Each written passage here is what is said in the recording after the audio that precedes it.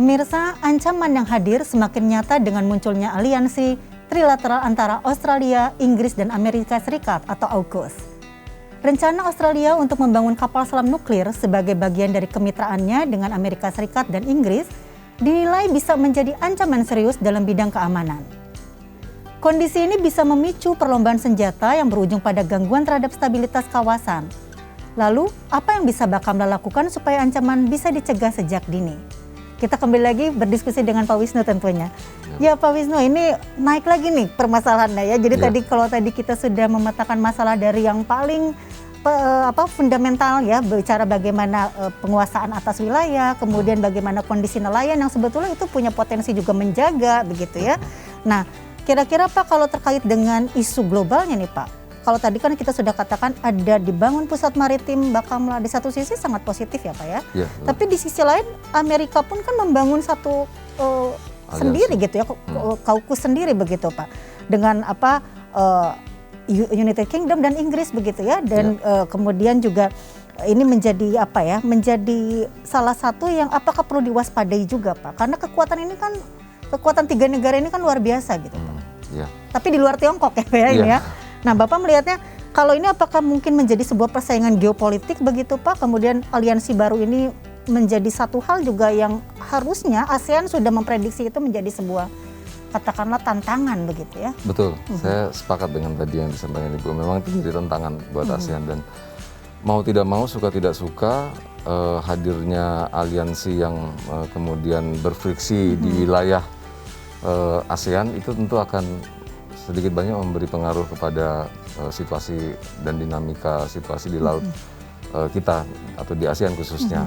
Tentu saja dengan misalnya kehadiran AUKUS ini dapat diprediksi pada waktunya juga mungkin akan meningkatkan aktivitas kapal-kapal militer misalnya. Atau yang kedua aktivitas kapal-kapal kalau tadi akarnya adalah kerjasama misalnya pembuatan kapal selam nuklir. Nah tentunya pasti nanti akan ada kapal selam nuklir yang lalu lintas gitu kan di wilayah kita. Dan sementara ASEAN sendiri kan sudah ada kesepakatan bahwa ASEAN itulah wilayah yang bebas dari nuklir gitu. Jadi ini menjadi satu tantangan juga bagi ASEAN meskipun memang Australia secara eksplisit juga sudah bilang tidak akan mengganggu atau tidak akan menciptakan instabilitas di kawasan Asia, tetapi semua kemungkinan kan tetap ada dan ini memang menjadi tantangan bagi ASEAN khususnya. Dan saya pikir Indonesia juga punya peran untuk memainkan peran diplomasinya di ASEAN ini untuk kemudian meyakinkan bahwa tidak ada aktivitas misalnya yang berbahaya di perairan Indonesia khususnya dalam hal ini terkait dengan Indonesia. Yang perlu kita ketahui juga Bakamla untuk menghadapi ini menurut kita tetap akan justru harus meningkatkan kehadiran tidak hanya misalnya di Laut Cina Selatan, tapi di semua choke point yang memungkinkan adanya kapal-kapal selam misalnya atau kapal-kapal. Di mana tuh Pak checkpoint yang perlu itu menjadi misalnya perhatian? Di Selat Malaka, Selat Sunda, ya. Selat Lombok, kemudian semua ALKI. Jadi ALKI itu kan dari utara selatan ya. Nah pintu-pintu masuknya ini itu perlu Ya karena banyak sekali kan Pak pintu-pintu masuk. Betul, kita ada 3 ALKI ya. kan. Kita ada 3 ALKI, kemudian nah ini harus diawasi gitu. Kenapa? Karena memang belum ada kalau boleh saya bilang belum ada aturan kita yang kemudian mampu untuk mengawasi secara langsung aktivitas kapal-kapal yang membawa bahan berbahaya misalnya, termasuk salah satunya nuklir. Nah ini kan perlu untuk dilakukan pengawasan gitu. Karena bagaimanapun juga kalau misalnya kapal tersebut lewat kemudian terjadi kecelakaan, kebocoran, maka limbah nuklirnya atau bahan nuklirnya itu kan bisa terekspos keluar. Dan itu kan punya dampak gitu terhadap lingkungan sekitar, terutama untuk Indonesia sendiri gitu. Nah, saya pikir Bakamla di sini kan tugasnya adalah patroli, kemudian melakukan penegakan hukum. Nah, Bakamla sendiri dengan demikian bisa secara langsung untuk kalau boleh saya bilang menditer. Jadi menangkali kapal-kapal yang mungkin membawa bahan berbahaya misalnya. Dengan kehadiran Bakamla itu tentu kan akan menyebabkan mereka berpikir paling tidak memberitahu ke pihak otoritas misalnya di Bapeten gitu kan, yang Badan Pengawas Tenaga Atom Nasional itu kan kemudian bisa memberikan informasi. Nah ini perlu kerjasama juga Bakamla dan Bapeten dan Batan misalnya untuk kemudian menginformasikan lalu lintas transportasi barang-barang angkut nuklir misalnya, atau kalaupun dengan kapal-kapal militer yang bawa nuklir, saya pikir dengan kehadiran Bakamla itu ada di laut itu, mereka mungkin akan, kalau saya bilang akan risih atau sungkan. Kalau dikatakan ini kalau tingkatan resiko Pak, Ya. sebetulnya ini kan sebetulnya belum ada juga ya Pak ya? Belum ada juga. Belum terjadi. Berarti kan ini baru kita harus memprediksi juga gitu dampak kan begitu. Betul. Nah artinya apakah ini sudah dibuat semacam roadmap ya Pak ya, atau katakanlah ada sebuah perencanaan khusus untuk mencegah supaya tidak terjadi begitu Pak ya? Karena kan baru rencana mereka pun gitu. Betul. Tapi kan kita nggak bisa juga membiarkan itu sampai jadi dulu begitu ya. Betul. Tapi sudah memprediksinya dari mulai mereka merencanakan. Betul. Nah, bagaimana kan tadi baru disampaikan oleh Bapak bahwa harus bekerja sama dengan Batan gitu, dan lain-lain. Betul. Itu pun baru rencana ya Pak. Apakah itu tertuang dalam sebuah kebijakan khusus, perlu dituangkan dalam kebijakan khusus begitu Pak? Atau dalam bentuk saya pikir sih rencana aksi begitu? Betul, saya pikir sih sekarang sudah mulai di explore lebih jauh oleh Poluka maupun Marves dalam hal yang terkait dengan masalah kelautan. Karena beberapa kali memang ada kegiatan rapat membahas masalah isu-isu terkait hal ini, dan ini istilahnya semacam brainstorming untuk kemudian nanti bisa menyusun satu langkah efektif dan efisien untuk menghadapi situasi yang mungkin akan lebih jauh atau bahkan sampai dengan yang diperkirakan ini gitu kan. Nah, namun demikian kan ini yang sifatnya lebih holistik lah.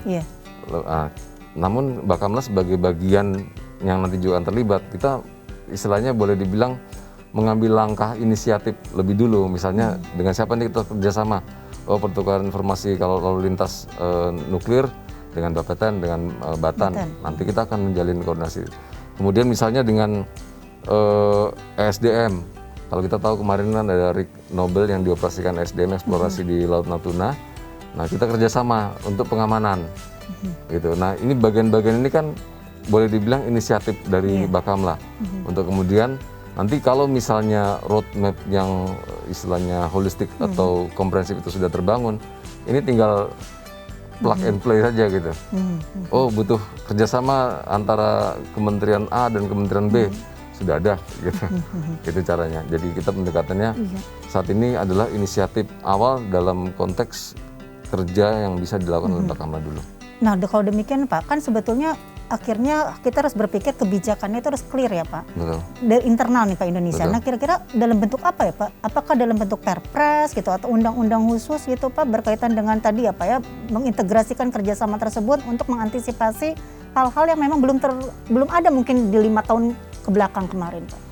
Iya kalau terkait dengan kebijakan mungkin ranahnya di perpres ya kalau menurut yang sepengetahuan saya. Kalau dan itu harus segera dibuat sebetulnya Pak ya.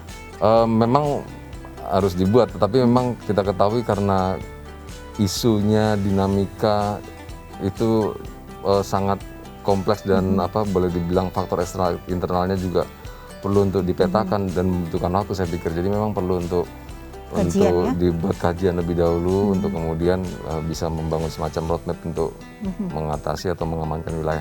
Tapi kalau kita berbicara tentang keamanan laut dalam konteks Undang-Undang 32 2014 sebenarnya sudah memberikan guidance di situ. Bagaimana Bakamla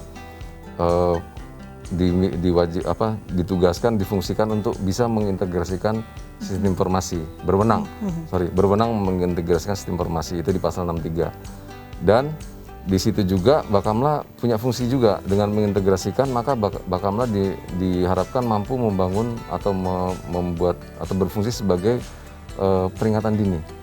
Jadi Deteksi dini ya. betul, mendeteksi dini, memperkirakan ancaman-ancaman apa yang potensial akan terjadi. Tentu saja termasuk mungkin sekarang ini juga merupakan bagian dari sesuatu yang harus diantisipasi kan. Nah ini kan membutuhkan sumber daya manusia, kemudian sistem sensor, kemudian integrasi sistem, dan boleh dibilang cukup kompleks lah.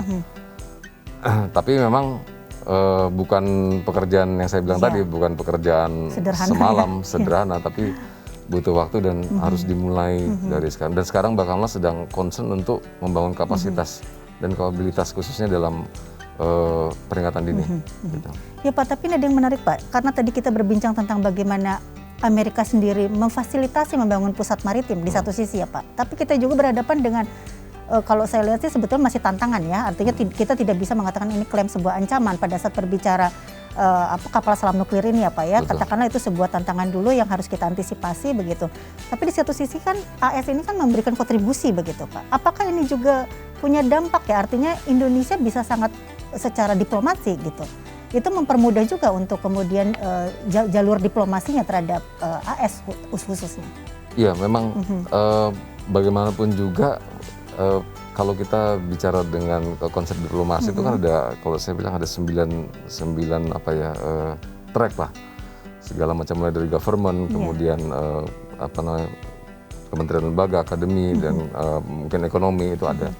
Dan setiap track ini bisa berjalan meskipun sinergi pada satu tujuan, yaitu kepentingan nasional, tapi masing-masing bisa memainkan ritmenya sendiri-sendiri gitu. Jadi memang dibutuhkan satu orkestra, kalau saya bilang orkestra, dan orkestra diplomasi ini sebenarnya di ranahnya ada di Kementerian Luar Negeri yang kemudian mengetahui kebijakan-kebijakan yang terkait dengan diplomasi tersebut, yang bisa membaca atau tahu secara langsung apa visi atau apa kepentingan nasional negara lain, apa kepentingan nasional kita yang kemudian ketemunya di mana atau benturannya di mana gitu. Nah ini ada 9 track lah kalau saya dalam konsep teori diplomasinya. Nah Bakamla ini salah satu bagian, dan di bagian itulah diharapkan setiap PI yang terkait ini bisa membuat dirinya kuat dulu gitu. Artinya secara kapasitas dan kapabilitasnya dia kuat dulu untuk kemudian pada saat dibutuhkan bermain dalam ranah diplomasi dia mampu. Dikuatkan seluruhnya Pak, SDM-nya, sarana prasarana begitu Pak. Prasarana. Nah Bapak melihatnya sarana prasarana SDM-nya seperti apa nih Pak untuk diskusi di segmen terakhir ini mungkin? Jadi kalau SDM Bakamla saat ini kalau secara overall masih di bawah 30%. Di bawah 30%, Iya. Artinya Pak? Artinya secara kualitas, kuantitas begitu maksudnya? iya, terutama kuantitas ya. Kalau misalnya kita lihat kebutuhan kapal kita itu paling tidak minimal itu 77. Minimal 77 untuk area Se-Indonesia. perairan kita itu ya Iya, Pak, kelautan. minimal 77. Sekarang baru 10. 77 baru 10. Ya, kurang lebih 12. 10 itu sejak tahun berapa Pak? 10 sejak 2018 apa ya kalau nggak salah. 2018 Iya. pula ya? Iya, Iya, iya. 18, 19. Harusnya 77. Iya. Nah, kemudian SDM-nya juga baru sekitar 1000-an. Dan idealnya Pak? Idealnya kalau sesuai dengan struktur organisasi yang sekarang itu sih 2.700. Tapi kita melihat pendekatannya nanti akan lebih luas dari atau lebih besar dari itu kapasitasnya, dan dengan struktur yang coba disusun itu sekitar 15.000. Baru sekarang 1.000. Dari 15.000, target yang ideal 15.000 itu kita baru 1.000 ya baru Pak ya? 1.000 gitu. Ya, jadi dari mulai SDM-nya, kemudian sarana prasarana ya Betul. Pak. Artinya ada strategi khusus Pak untuk mempercepat minimal bisa tidak terlalu jauh ya kesenjangan atau gap-nya itu Pak? Ya kalau ini kan Apa sebetulnya yang angka- sudah pemerintah sendiri sudah mengatur seperti apa gitu Pak? Mungkin pemirsa harus tahu juga. ya, jadi kalau ini kan visi sampai 2045. Jadi 77 itu sampai 2045 ya. 77 itu sampai 2045. Betul. Nah, memang kita melakukan pendekatan-pendekatan untuk kemudian bisa mengadakan kapal misalnya, kemudian membangun sistem informasi, radar, kemudian AIS dan sebagainya. Tapi memang ya kembali situasi istilahnya kebijakan anggaran kan juga Ya karena COVID kita juga berturut-turut ya Pak 2 tahun ini ya. Jadi memang sangat cukup terganggu lah. Nah tapi itu bukan apa ya, kalau saya bilang di balik kekurangan itu harusnya kita buat jadi tantangan. Bagaimana kita mengelola kekurangan kita ini tapi bisa maksimum. Nah satu-satunya cara ya bekerja sama antara misalnya Bakamla dengan institusi kementerian lembaga di laut misalnya, itu yang di internal. Ya Bakamla dengan Coast Guard ASEAN misalnya, itu di eksternal. Bakamla dengan US Coast Guard, Korean Coast Guard, Japan Coast Guard, dengan ABF. ABF itu Coast Guard-nya Australia misalnya, Indian Coast Guard. Nah itu upaya-upaya yang bisa dilakukan, itulah kita lakukan lebih dulu. Minimal ada permasalahan yang bisa dikurangi dulu ya Pak ya. Meskipun tetap ya Pak ya, meskipun tetap harapannya adalah terpenuhinya tadi ya fasilitas sarana prasarana ya, untuk memaksimalkan kinerja tentunya Pak ya.